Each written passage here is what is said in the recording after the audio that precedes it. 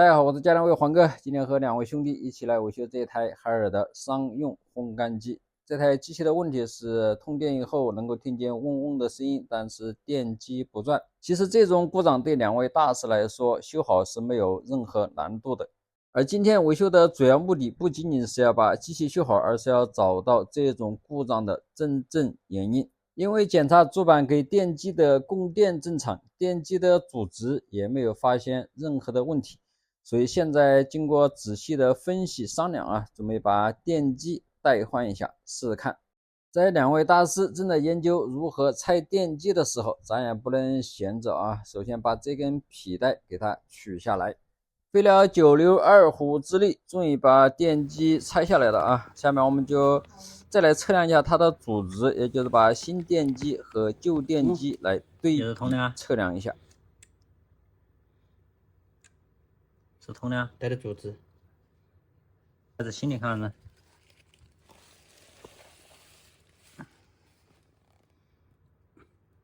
？No， 就测这两个，这两个不通。对，通的啊。你刚才测不是不通吗？通的啊。这个也是通的，看不出来一个什么东西啊。经过反复的对比测量，发现新电机和旧电机绕组的主值是一模一样的，真的是老师傅遇见了新问题，这就有点难搞了到底是什么问题呢？两位大师傅一脸茫然，不知如何是好有弹簧吗？这边两个，这边给我掉的，这边是吧？这边给我掉的两个弹簧，哦，这里，对。那个抓子断了，大家看吧，抓断了，它就够不到的，看到没？没断，没断的，没断，还没断。断了，它这边是这样子的。哦，断了，爪子断了，就是它的问题。它这一回一转，它就甩开了，它启动闸就是断开的。对，它这个时候它呜呜的响，它现在启动闸是断开的。对，懂不懂呢？就这里。哦，这，对，还是这个问题。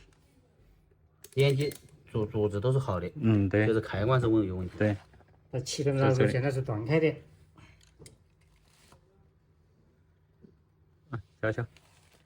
经过仔细检查，终于找到了故障原因，原来是固定启动开关弹簧的一根卡扣断掉了。这个是会搞死我这。我们来仔细观察一下这种电机的启动过程。我们可以看一下这个电机，一个主绕组，一个副绕组，也就是启动绕组。启动绕组它是靠一个开关来进行控制的，控制开关弹簧的卡扣断裂后，导致启动开关不能够自动闭合，所以启动绕组没有电压，导致电机不能够正常启动运转。因为都是第一次维修这种商用烘干机，所以花费了很长时间。装好电机，开机测试，现在烘干机就已经能够正常工作了。希望这一期的视频能够给海尔售后的兄弟们有一点点帮助。我们下期视频再见，拜拜。OK。